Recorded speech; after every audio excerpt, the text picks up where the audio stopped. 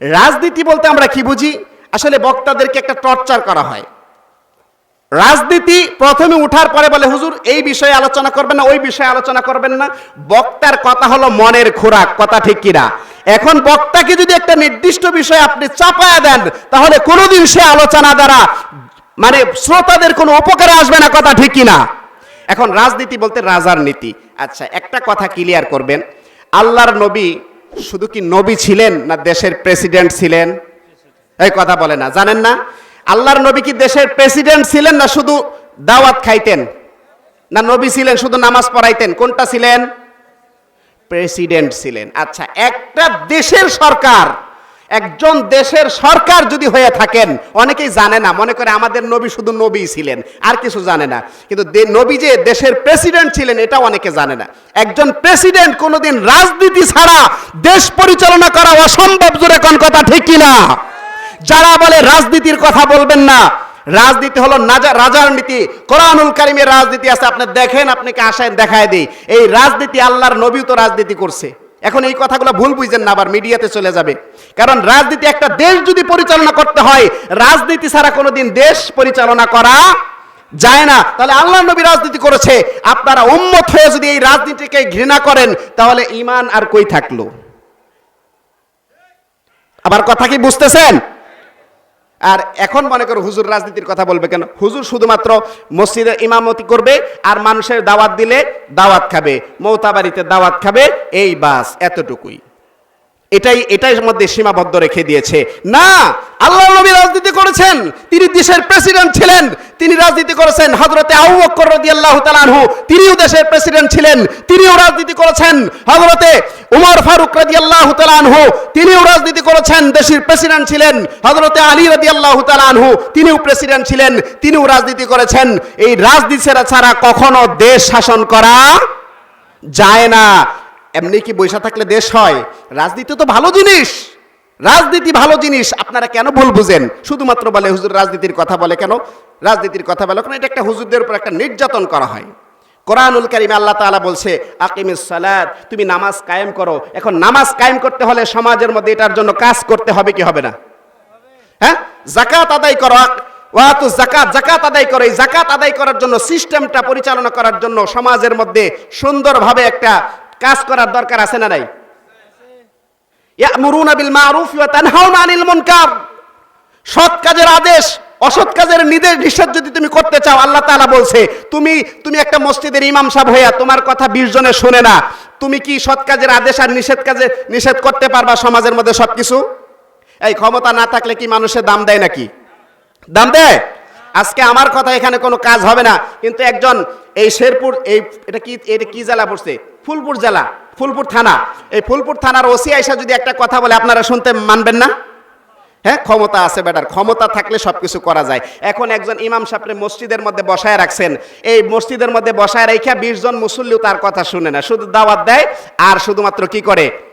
নামাজ পড়ে, বাস এতটুকুই। আবার সুযোগ পাইলে ইমাম সাহেবরে জারিও দেয়, কারণ অনেক মসজিদের কেশিয়ার সেক্রেটারি আছে, বউ এর সাথে রাগ কইরা আয়াও ইমাম সাহেবের সাথে রাগ জারে, কথা ঠিক কিনা? আমি দেখছি নিজে, কারণ সারা বছর ইমামরা নির্যাতিত, সারা বছর ইমামরা নির্যাতিত। এই বছরে একবার মাহফিল করে, এইখানে আইনা বক্তাদেরকে দিয়ে দিবে 50,000 1 লাখ টাকা পর্যন্ত দিয়ে দেয়। যেই লোকটা সারা বছর মুসল্লিদের সুখে দুঃখে এলাকায় থেকে রাত্রে 12টার সময় আপনার সন্তানের পেটে ব্যথা হইলে ওই ইমাম সাহেব ঘুম ভাঙ্গা যায়, ডাক দিয়া আপনার ছেলেরে যায় ঝাড়ফুঁক করে দেয়, কথা ঠিক কিনা? ওই লোকটার সারা মাস গেলে আপনার বেতন পায় মাত্র 4-5 হাজার টাকা, তারপরেও বেতন বাকি থাকে 2 মাস 3 মাস, কথা ঠিক কিনা? কিন্তু বছরে একবার মাহফিল আইনে এক বক্তারে দিয়ে দিলেন 50,000 টাকা। এইটার চাইতে আপনার ইমাম সাহেবরে আগে কদর করেন, তাহলে আল্লাহ তাআলা ওই এলাকার উপর রহমত নাজিল করবে, জোরে কোন কথা ঠিক কিনা? আমরা তেল্লা মাথায় তেল দেই, তেল যার মাথাত নাই ওরে তেল দিতে চাই না। এই জন্যই ভালো মানুষকে সমাজের মধ্যে যদি আপনি শাসন করতে দেন, তাহলে সেই জায়গায় ভালো। কারণ একজন ইমাম সাহেব নেওয়ার সবের বাপ কেমন, ইমাম সাহেবের মা কেমন, ইমাম সাহেবের 14 গোষ্ঠী কেমন, কথা ঠিক কিনা? সব কিছু যাচাই বাছাই করার পরে একটা ইমাম নেই, ইমামের বউ পর্দা করে কিনা, সব কিছু করার পরে ইমামটাকে যাচাই বাছাই করি। এর আন্ডারে মাত্র মানুষ থাকে হইল আপনার 1 থেকে 150 জন, কথা ঠিক কিনা? তারপরে এর কথা শুনে না। আমার বন্ধুগণ, একজন চেয়ারম্যান, এর আন্ডারে হাজার হাজার মানুষ থাকে। একটা ইউনিয়নের মধ্যে হাজার হাজার মানুষ কিন্তু একটা চেয়ারম্যানের আন্ডারে থাকে, কথা ঠিক কিনা? ইমামের চাইতেও একটা মেম্বারের আন্ডারে একটা এলাকার মানুষ থাকে। বলুন তো, ওই ইমাম সাহেব যতটুকু যাচাই করে ইমাম সাহেব মসজিদের ইমাম সাহেব নিযুক্ত করেছে, এর চাইতেও আরো বেশি যাচাই বাছাই করে একটা মেম্বার বানানোর দরকার আছিল কিনা? এই কথা বলেন, আমার কথা কি বুঝেন না? একটা মেম্বার দেখার দরকার ছিল, এই মেম্বার কি সুদ খায় কিনা, ঘুষ খায় কিনা, এই মেম্বারের মা পর্দা করে কিনা, এই মেম্বারের বাবা সুদ ঘুষের সাথে জড়িত কিনা, এই মেম্বারের স্ত্রী পর্দা করে কিনা, এইগুলো যাচাই বাছাই করে একটা ভোট দেওয়ার দরকার ছিল। কিন্তু আমরা এটা যাচাই বাছাই করি না। আমার বন্ধুগণ, একটা মেম্বারের চাইতে আরো শত গুণ একটা চেয়ারম্যানকে যাচাই বাছাই করার দরকার ছিল। একটা চেয়ারম্যানকে যাচাই বাছাই করে যে তার স্ত্রী পর্দা করে কিনা, তার বংশ কেমন, তার বাবা 5 ওয়াক্ত নামাজ পড়ে কিনা, চেয়ারম্যান 5 ওয়াক্ত নামাজ পড়ে কিনা, চেয়ারম্যান কি ভালো মানুষ কিনা, এই সমস্ত যাচাই বাছাই করে আমরা চেয়ার বানানোর দরকার আছিল না নাই? এই কথা বুঝেন না? আছিল না নাই? এর চাইতেও, এই চেয়ারম্যানের চাইতেও আর হাজার গুণ যাচাই বাছাই করে একটা এমপিকে যাচাই বাছাই করার দরকার ছিল। এমপি সাহেব কি 5 ওয়াক্ত নামাজ আদায় করে কিনা, এমপি সাহেবের বাবা কেমন মানুষ, এমপি সাহেব কি সুদ ঘুষের সাথে জড়িত আছে কিনা, এমপি সাহেব কি অন্যের টাকা মেরে খায় কিনা, এমপি সাহেব কি সমাজের মধ্যে জুলুম করে কিনা। কারণ একটা এমপির আন্ডারে হাজার হাজার লক্ষ লক্ষ মানুষ থাকে, জোরে কোন কথা ঠিক কিনা? আমার বন্ধুগণ, আজকে সমাজের মধ্যে এই সমস্ত লোকমা নাই, এই সমস্ত যাচাই বাছাই নাই। ইমাম সাহেব একটা ভুল করলে, একজন রিক্সা চালক সূরা ফাতিহা ঠিক মতো পারে না, সেও যায় লোকমা মারে, কথা ঠিক কিনা? নামাজের মধ্যে একটু ভুল করলে বলে আজকে সুযোগ পাইছি ইমাম সাহেবের, আল্লাহু আকবার আল্লাহু আকবার, একসাথে 10-12 জন লোকমা মারে, কথা ঠিক কিনা?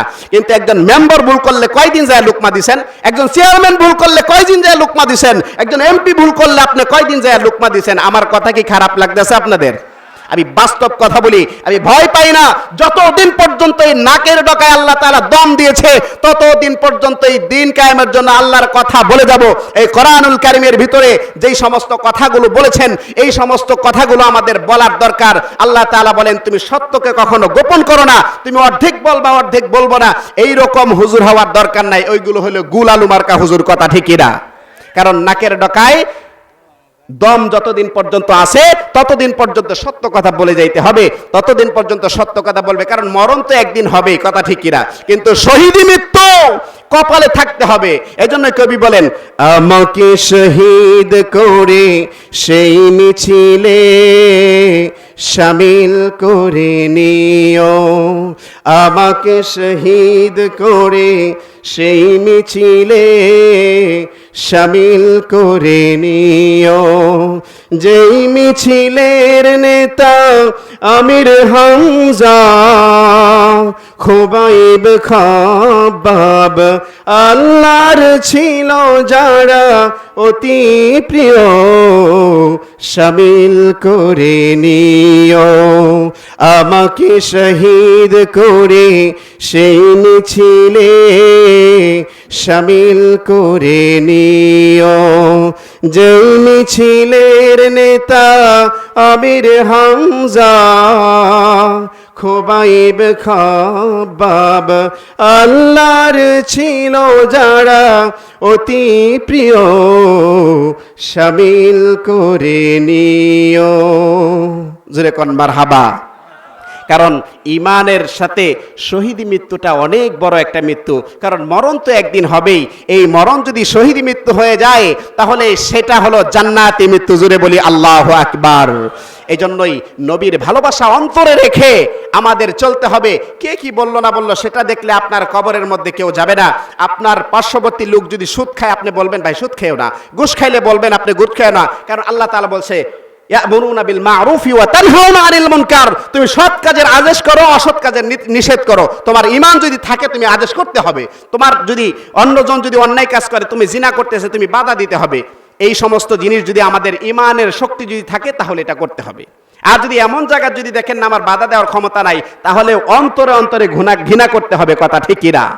এই জন্য আমাদের এই অন্তরকে তাজা করতে হবে ঈমানী শক্তি দিয়া। ঈমানী শক্তি যদি আমাদের ভিতরে না থাকে, তাহলে আমাদের কিছুই হবে না। এই জন্য রাসূলের ভালোবাসা যার ভিতরে আছে, তার ভিতরে ঈমানও আছে, শক্তিও আছে। আর রাসূলের ভালোবাসা যার ভিতরে নাই, বললাম না আল্লাহর নবীকে গালি দিলে শরীরের পশম জ্বালায় না। আপনার বাবাকে গালি দিলে তো লাঠি নিয়ে রামদাও নিয়ে বের হয়ে যান। তাহলে আপনি কয় নম্বরের, আমরা কয় নম্বরের মুসলমান হলাম? এজন্য রাসূলকে ভালোবাসতে হবে।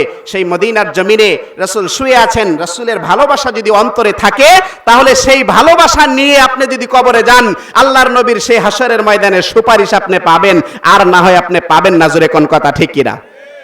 প্রত্যেকটা নবীর জন্যই আল্লাহ তাআলা একটা করে দোয়া দিয়েছেন। কি দিয়েছেন? এই কথা বলেন, কি দিয়েছেন? দোয়া, কবুলিয়াত দোয়া। কারণ এই দোয়াটা করলে আল্লাহ তাআলা অবশ্যই কবুল করবে। এবং এই দোয়াটা আল্লাহ তাআলা সকল নবীকেই দিয়েছেন এবং প্রত্যেকটা নবী এই দোয়া আল্লাহর কাছে করে ফেলেছে, তাড়াহুড়া করেছে তারা, এবং কি তারা আল্লাহর কাছ থেকে চেয়ে নিছে।